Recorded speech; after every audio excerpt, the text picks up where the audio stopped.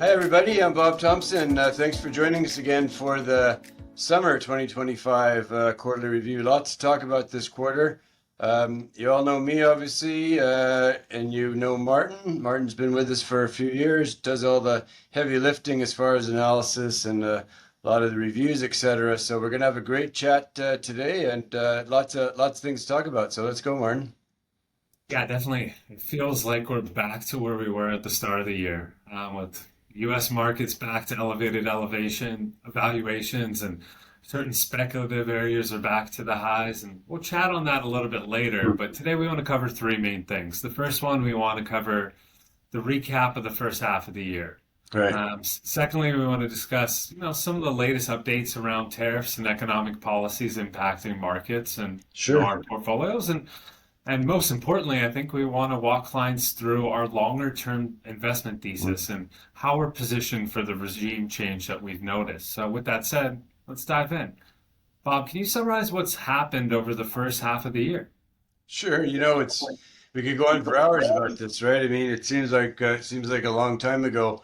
It's funny because the markets really tanked in April, and I was talking to somebody around that time, and we were talking about COVID, and they said it seems like so long ago that that COVID happened, and that's kind of how it seems with the April market drop too, although it was only 3 months ago. So tariffs became the kind of the word of the first quarter of 2025. Market obviously didn't like the uncertainty that the tariffs create, being a tax on consumers. So there was a lot of leverage in the market, and we had some really big drops in April. Now, thank goodness in the portfolio we didn't know that was going to happen. Things always come out of left field, but we had prepared for volatility beforehand, and we had prepared for the fact that a lot of things were overbought, markets were expensive, and that something comes out of left field, and we'll deal with that. So we got through April great with the portfolios. We were very happy. We did some slight adjustments, but nothing major because we were already prepared for it. Lo and behold, markets bottomed, almost down 20% in a very short period of time, and then some of the tariff rhetoric came off. The word deals were going to happen, et cetera, and that's still going on to this day. And the market started to recover. Well, it's recovered a lot of what it dropped, but interestingly enough, it's now very, very expensive again, just like it was back in the first quarter of the year. So now we're starting to put on some hedges again, and plan for some volatility going forward here, because the market only reacts to surprises. If something happens bad or good that was already expected, it doesn't really affect the market that much. So now the market is expecting great things for the economy, and I think the expectations are a little bit ahead. But having said all of that, you know, we're in this regime change right now. Things are starting to perform very, very well. The gold and silver miners are up almost 50% on the year, right? Even the metals index is up over 30%. Gold's up 30%. International stocks, interestingly enough, are starting to really outperform U.S. stocks, and I think this is just the start of this happening for quite a long period of time. And Canadian stock markets outperformed the U.S. market quite substantially in the first half of the year. But if you're in the U.S. market, which might be up a few percent for the year, you're actually almost up nothing in Canadian dollars. And I think that's important because I saw this happen back in early 2000, when international stocks, Canadian stock, et cetera, started to outperform. The U.S. market was going up, and investors who are in the U.S. market in Canada said, I'm not making any money. Why am I not making money? Well, because the dollar going up or the U.S. dollar going down was taking away all the gains. And we can talk about that. I realized that was a lot to mention right here in the first part. Yeah, but those are some very important points. The news was not so much positive, but a lot less negative than Hmm. where things were when we were bottoming out in Right. April. And I think that's really driven things forward. even today we had a negotiation ongoing between China and the US, and nothing came out of it. They're just Mhm. still on pause for another week or 3 months or Mhm. whatever they want to dictate. Mhm. And the, tariff or trade war, however you want to put it, between the US and Canada is still ongoing and is actually heating up a little bit. So Right. things are actually worse than they were at the start of the year, but the Mhm. economy's holding on. It Mhm. continues to grow around 2%. Trump's big, beautiful bill was passed, Mhm. and that's going to extend existing tax cuts and increase spending, and that's inflationary, Mhm. as tariffs are. But we haven't even seen the impact of these tariffs yet on the economy, on the Mhm. prices of goods. Yet we are seeing inflation picking up again. In the US, it's back up to 2.7%, Mhm. and in Canada, just under 2 as well. So what are your thoughts on markets today, given, inflation's picking up and, things aren't necessarily better than they were at the start of the year? Well, remember, people tend to make the mistake that economies are markets, right? So if the economy's not doing well, the market isn't going to do well. And that's why people have so much difficulty timing markets, because that's not necessarily the case. So in the long run, markets go up as profits of companies go up. Hmm. That's fairly simple. In the shorter run, which most people are more concerned about, the market is dictated more by fund flows, where people are chasing, if interest rates are going down, the amount of liquidity in the system, and you know where momentum investors are pushing stocks up. So again, it's called fund flows. So that's why, even though the economy is slowing, the leading indicators that tell us that the economy is slowing are going down. The employment numbers were, I think, reduced by 800,000 over the last year over what the numbers were published. So they've come back and said actually they weren't nearly as good as what the employment numbers look like. None of it's affecting the market right now because people are all chasing returns. And we saw this, interesting enough, in the first half of 2008 and in 2007. I'm not saying an event like that is going to happen. I'm just saying, oil hit $140 a barrel in June of 2008. That was 3 months before the global financial crisis, right? So markets were really pushing pretty hard. And that's what happens a lot of times in the last stages of kind of before the economy starts to drop. So I think that it's better. Obviously, it always looked long term rather than short term, but we do look at short term fund flows, and that actually tells us kind of where we are in the cycle. Having said all of that, looking out 10 years from now, the US market sitting at the levels that it's at right now, as far as valuations are concerned, history has shown that 98% of the time, it's not as highly priced as it is right now, as far as valuations are concerned.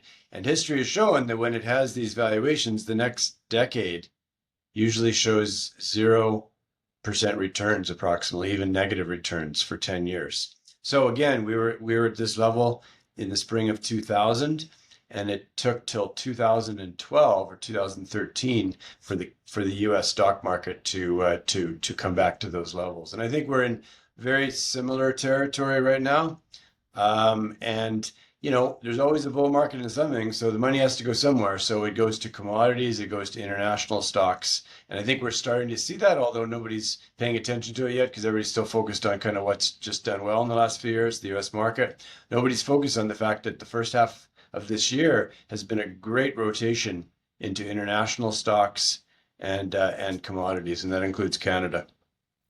Yeah, it seems like investors are really trying to hedge against two things. Mm. Inflation, which is increasing, which we discussed, and a declining US dollar. Sure. It's been a big theme over this last year and something that you've definitely discussed before. I really loved your piece on Amber Canwar's In the Money podcast that we sent out to clients a couple weeks ago, where you really went into detail on you can get the macro picture correct if you get the direction of the US dollar correct.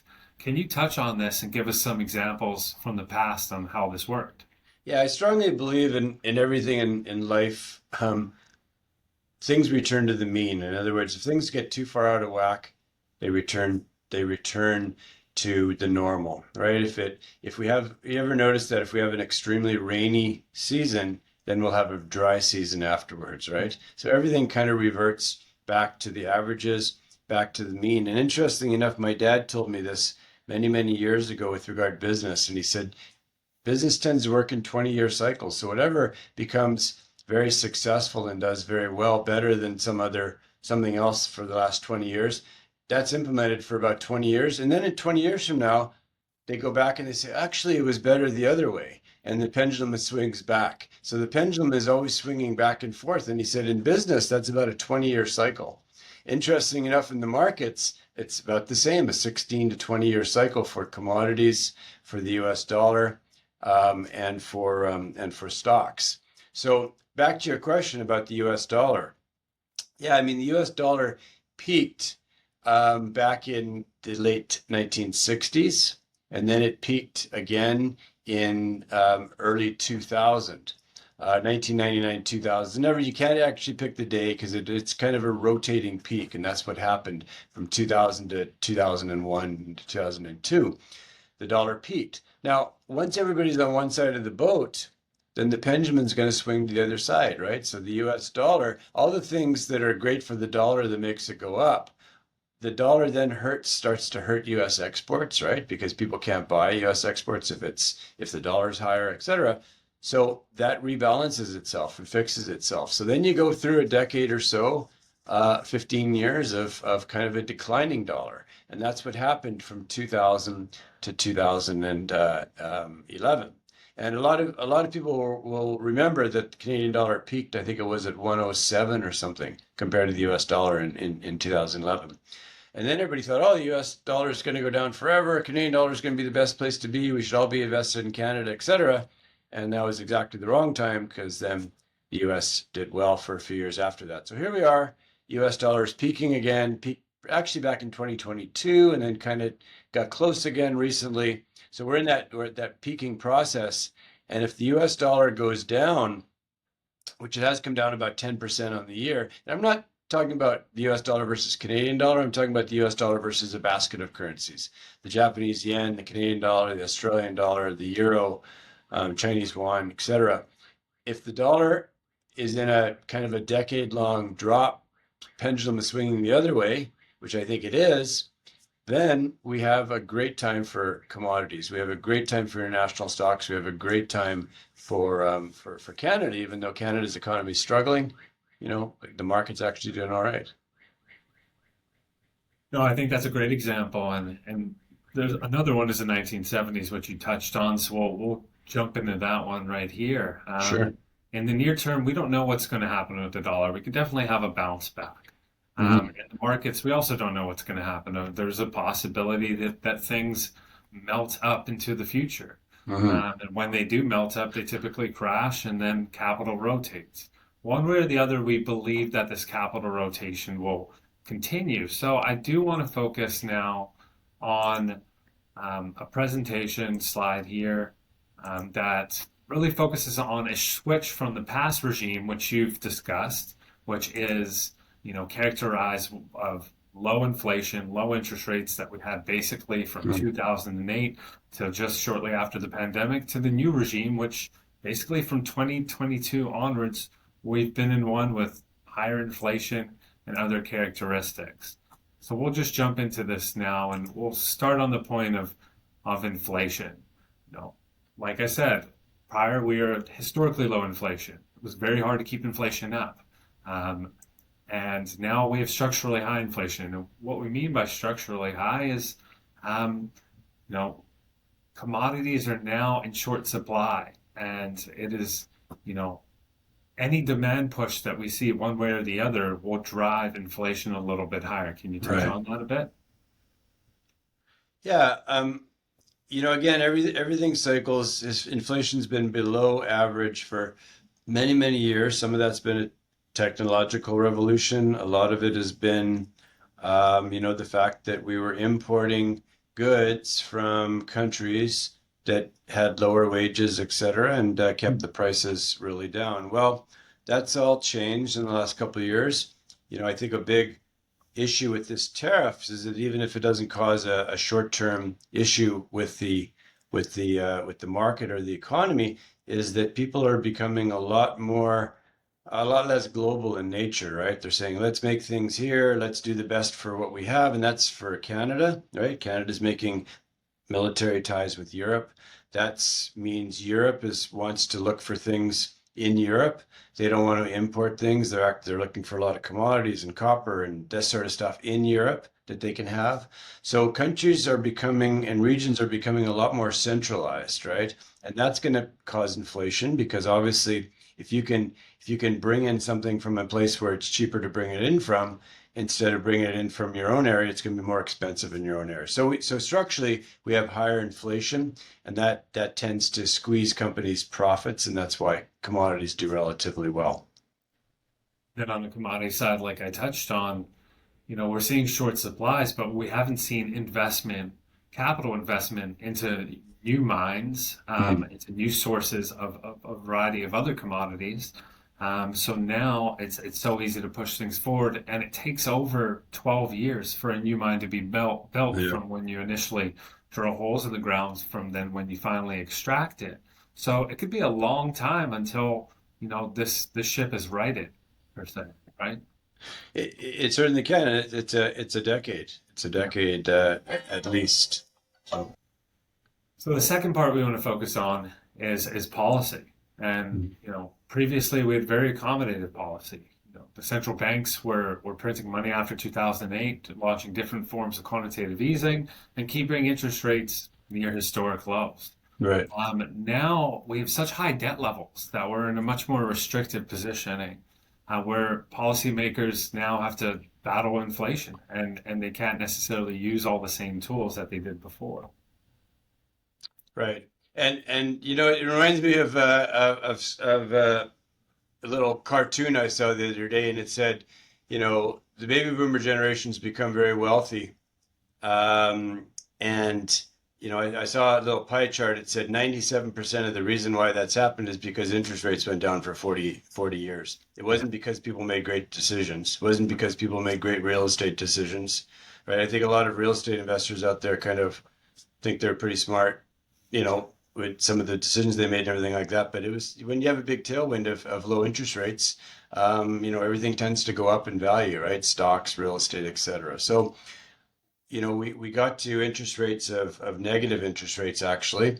And I remember I had talked about a few years ago when interest rates were zero to slightly negative, they were actually doing negative bonds in Europe that that was the lowest interest rates been in 5,000 years, right? Money had never been free, and money was free. Well, money's not free anymore. Things are more restrictive, right? Interest rates are higher. They got to worry about inflation a little bit more. And interestingly enough, people won't be able to leverage as much. So, there's way too much leverage. There's hundreds of trillions of dollars, believe it or not, of leverage in the world of borrowed money. And of course, all that was done to stimulate things when interest rates were low. So now interest rates go up, we have to go through what we call a deleveraging process. And some countries, some companies won't make it through that, right? Because the debt load is too high and they won't be able to pay off their debt. So that's kind of a headwind for quite a period of time here now for companies that are trying to borrow, for governments that are trying to borrow, et cetera. And I often say that you kind of get addicted to it, right? If interest rates are very low, you get addicted to those low interest rates, and when that goes away, you have to go through a phase of kicking the addiction, and that's what we're going through in the next few years.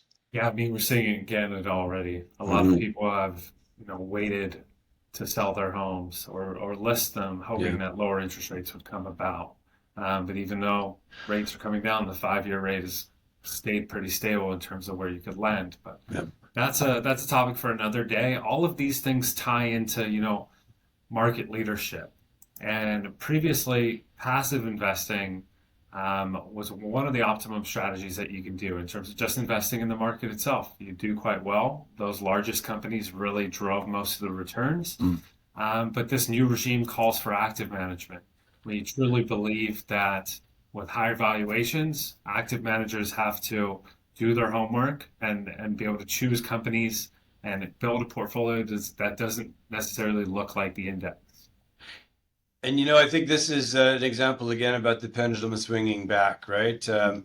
It's widely regarded now. And remember, whatever is widely regarded and whatever is obviously wrong. That's important to remember. What's obvious is obviously wrong. What's widely regarded and factored into the market is wrong, right? The most amount of people make the least amount of money, or the least amount of people in the market make the most amount of money. And another way of saying that is that if you do the same as everybody else, you end up the same as everybody else, right? So everybody right now believes that all you got to do is put your money into the broad U.S. stock market and it'll continue to go up forever and it'll never go down and everybody will be happy. Well, that's not going to work because everybody believes that it will work. So we have to look and say, where is the market? The market is very similar. The U.S. market was very similar to where it was in the late 1960s. All right, so a very small number of companies were the major components of the market. And as each dollar goes into the market, more money goes into those companies, and it's a self-fulfilling prophecy, right? So they go up more, and the market becomes more and more expensive, and something comes out of left field and pricks that, and the bubble bursts. In the 1960s, late 1960s, with the Nifty 50 stocks, as they called them, the stocks of the day that were never going to go down were Kodak, right? Polaroid, and a mirage of companies like that. Even in the technology space, those are technology stocks, and I don't think either one of them is even in business anymore, or barely. So I think we're seeing that again. And what did really well when the U.S. stock market did nothing from 1966 to 1982? We're going to talk about that a little bit later. But what started to do well was companies that were not in the index, companies that were active managers were picking good stocks. And right now, people are not worried about valuation at all. Right? Valuation is very important, right? What do I get? What am I paying for, and what do I get for that? Right? When people don't worry about what they're paying for anymore, because it's just going to go up, then that's always a big problem. And I think that's what we're seeing right now, and that's going to change. Exactly, and this ties into the next theme, which is very similar, that growth sectors Mm. and mega caps led in the old regime, and now you have to look elsewhere. You have to look for value, and value can mean a variety of different things. And small caps, smaller companies that have been overlooked, they can be very attractive. Yeah. Looking for value simply means you actually care about what you're paying for, right? I mean, Mhm. if you go to the supermarket and a steak is usually worth $10 and you pay 50, I don't know, are you getting good value? The steak's worth $10, right? You'd rather pay less for the steak as long as it's a good steak. So right now, nobody's worried about what they're paying in the market. It's just we'll pay whatever, and that always ends badly. So you have to look and see where the value is in the market, and what things are giving you good value for what you're paying for, and that's things that are outside of these huge stocks that have done well in the last few years. That's it's stocks that are maybe overlooked, right? It's small company stocks, right? When interest rates went up, small company stocks did poorly because it was really hard for them to borrow. But one of the best money managers ever, his name was Peter Lynch, and he managed the Fidelity Magellan Fund for many years and did 29% a year over all the time that he ran it. But he had a big tailwind, right? It was right after that Nifty 50. It was during the 70s and 80s, early 80s, when small cap stocks did extremely well because the large company stocks didn't do well for a period of time. I think we're in that right now. And you mentioned Amber Kamwar earlier. I mean, she was one of the best commentators on BNN. She started her own show now, and I was happy to spend an hour with her. But I talked about this with Amber, and I talked about the fact that small companies probably going to do well, and one that's right under our nose here in Vancouver that everybody's forgotten about is the Toronto Stock Exchange Venture Exchange, right? The TSX Venture. It used to be called the old Vancouver Stock Exchange. Well, it's done horribly for 15 years now or more. We're seeing signs that it's picking up, and when that market goes up, it goes up a tremendous amount, and it's relative to the interest in small company stocks. That's a great point. Um, so the last one I'm going to focus on are paper assets. Hmm. Previously, when rates are at zero, paper assets are basically stock certificates and bonds. Like stocks Right. and bonds in general, they'll all do well in that environment. Those assets will go higher. But now you want to focus on hard assets. Hmm. You want to focus on real estate, precious metals, commodities. Right. These are the best hedges for inflation as costs of goods and services go higher. And you have to think about it. Like if lumber and key materials to build a house go up, well, obviously the value of your house is going to increase because if anyone wanted Hmm. to build it from scratch on a parcel of land, then they're going to have to pay a lot more. Right. So investing in these hard assets are a great way to not only protect but even get ahead of inflation. Well, yeah, back to the hard assets there. I think it's, one of the easiest decisions to make. Everything I look around here in my office, everything came from above ground or below ground, right? So we need commodities in order for our economies to grow, and the commodity cycle has to always come back. It must come back. Because if it doesn't come back and we don't mine any copper anymore, we don't function, right? We don't have electricity, we don't have our internet, we don't have anything that we rely upon. So commodity markets got to come back. So if you find a time when paper assets have outperformed for 10, 15 years compared to commodity assets, it's pretty smart to go into commodities at that time. Now, when commodities have outperformed for a decade or longer, it's probably a good idea to get back into paper assets, stocks and bonds and things like that. So, but we're not in that environment right now. We're at this massive overvaluation of paper assets versus hard assets. So that's why, we think the next decade belongs to hard assets, and that's for energy. It's for metals, minerals, precious metals, gas, etc.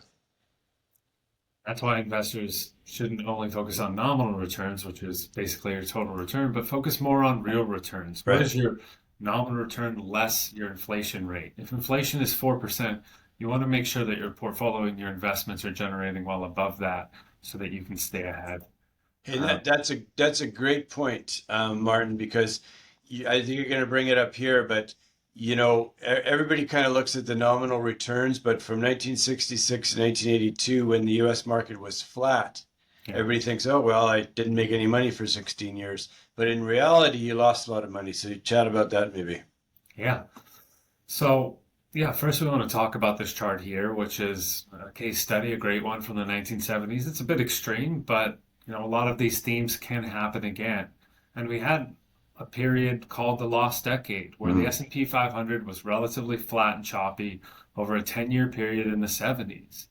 And there were five declines that happened over this period, and the U.S. saw two distinct recessions. So I'd love for you to talk about these, the two major ones that occurred.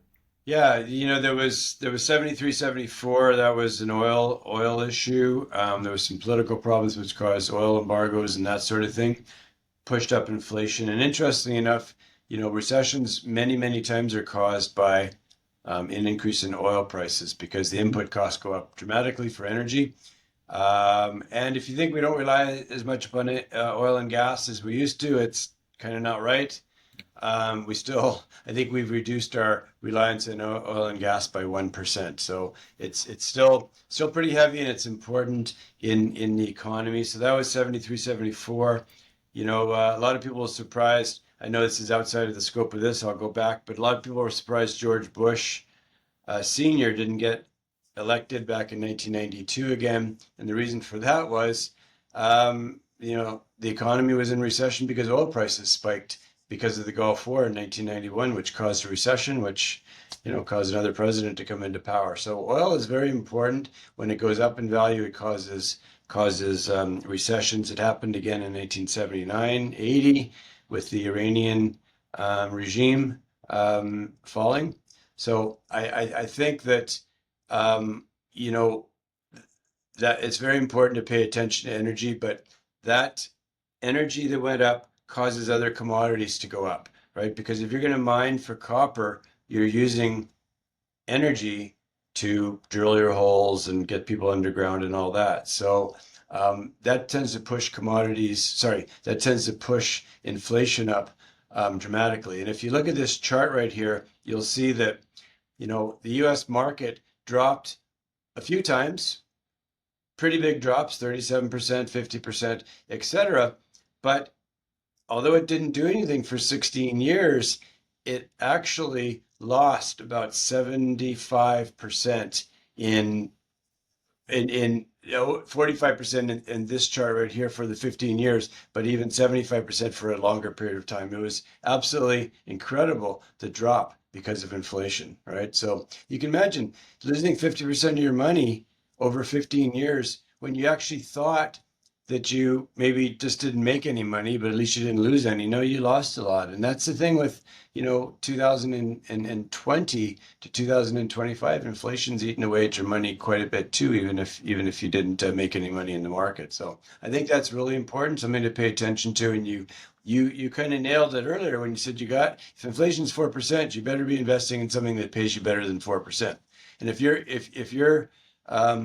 inflation's 4% and bonds are paying you 2%, well, you're guaranteeing yourself a loss, and that you're going to have less money than you have right now. So the only way to kind of beat inflation over long periods of time is, increasing dividends from companies, commodities, and in the various cycles. They'll keep up with inflation.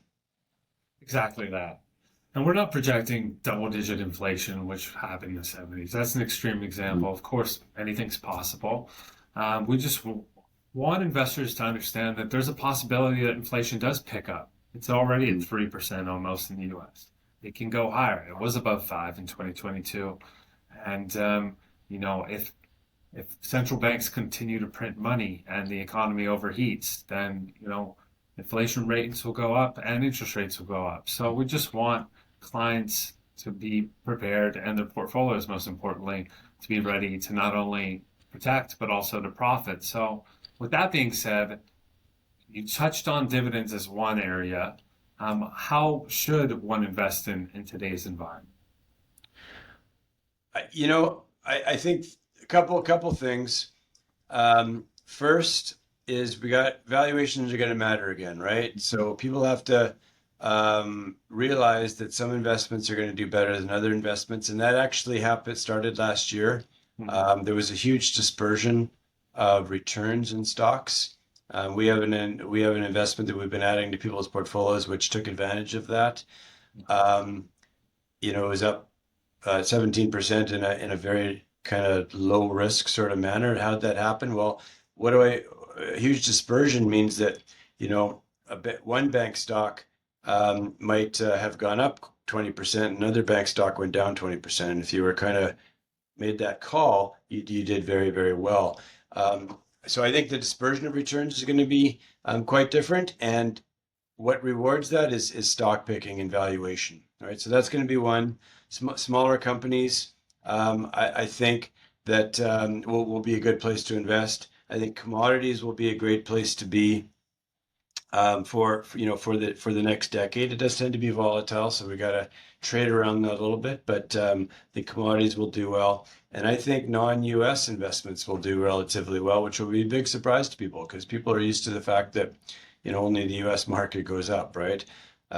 Recently, 70% of the world stock markets were the U.S. stock market, and that's kind of been the top many times along the way. That was the top back in the 60s, in the late 1990s, where the U.S. market reached 70% of the world's markets, and then it kind of dropped after that. So I think those are some great areas to look at. I think the big thing is we have what we call a regime change. This is a big change, big change, and it started just after COVID, right? So we're a few years into it actually already.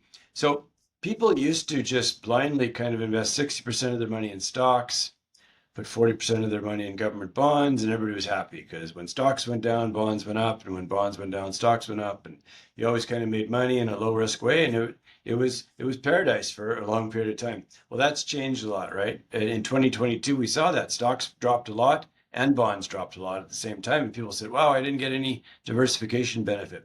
So I think looking forward, you got to have 20% of your money in alternatives and commodities. I would say 20% alternatives, 20% commodities, and the rest in some stocks and bonds. I think that'll be a much better way to look at the next decade. So, what is an alternative? An alternative is maybe something that buys stocks long, stocks that they don't like, they'll short, hedging in portfolios, etc. So, Exactly. And each client has different goals, different risk tolerances.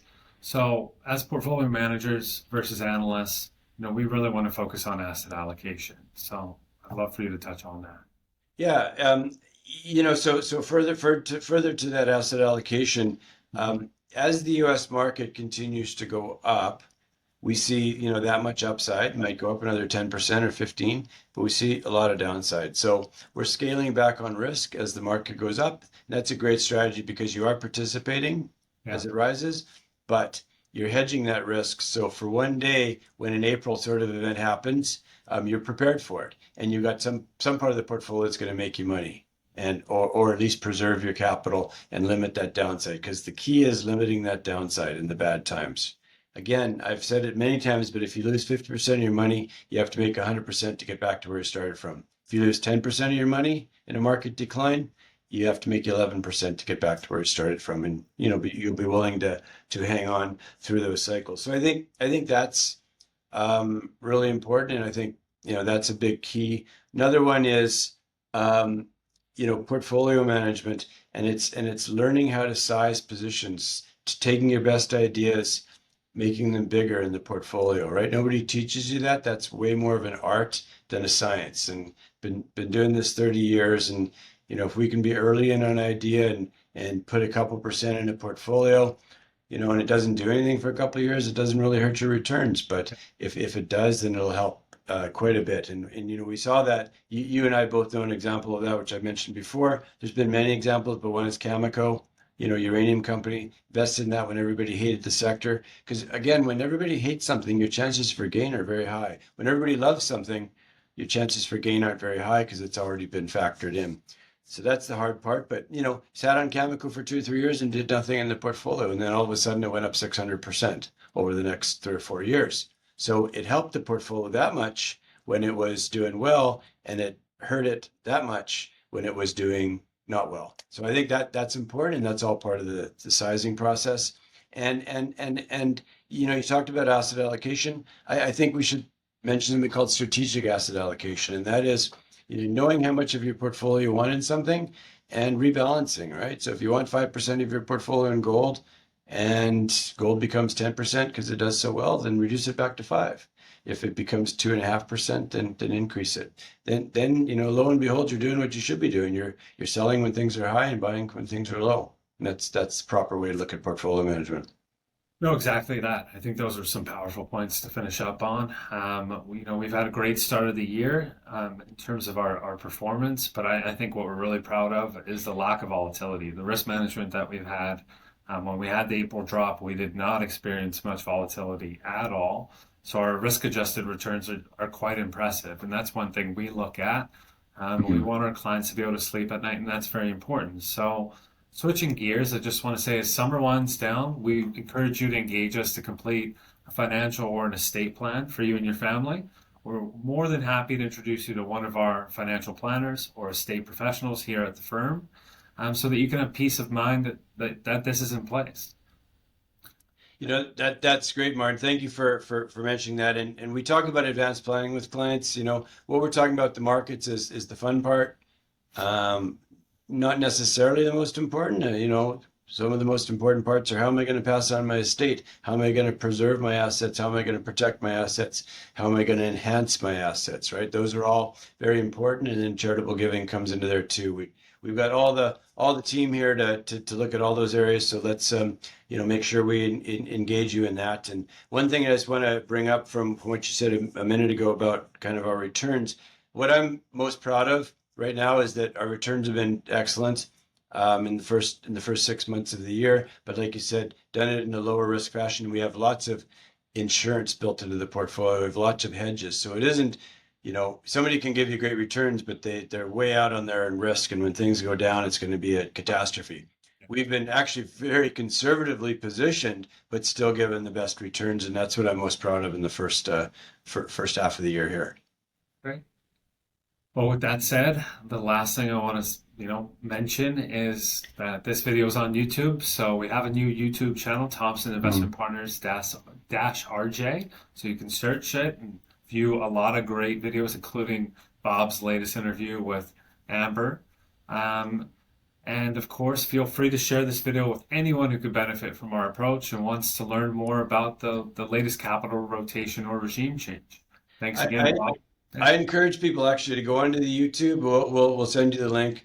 All the interviews, everything we've done, Martin, is on there. All the interviews that I've done are on there. I've interviewed other people like Jim Rogers, a famous hedge fund manager. They're all on there. Take a look at them. Go back 6 or 8 months and when Martin and I were chatting and see if what we were chatting about actually happened, right? I mean, it's great. That's why we put them all up there so you can kind of go back and fool around with it. And the great thing is you can you can kind of pick certain segments of a video and just listen to 3 or 4 minutes if you want to about something that's of interest to you. So we're pretty excited to have the YouTube channel up, and we'll keep kind of giving you information on that. You can subscribe also. People can subscribe to the channel so they get all the updates. Perfect. Thanks Good. again for joining us. Thanks again.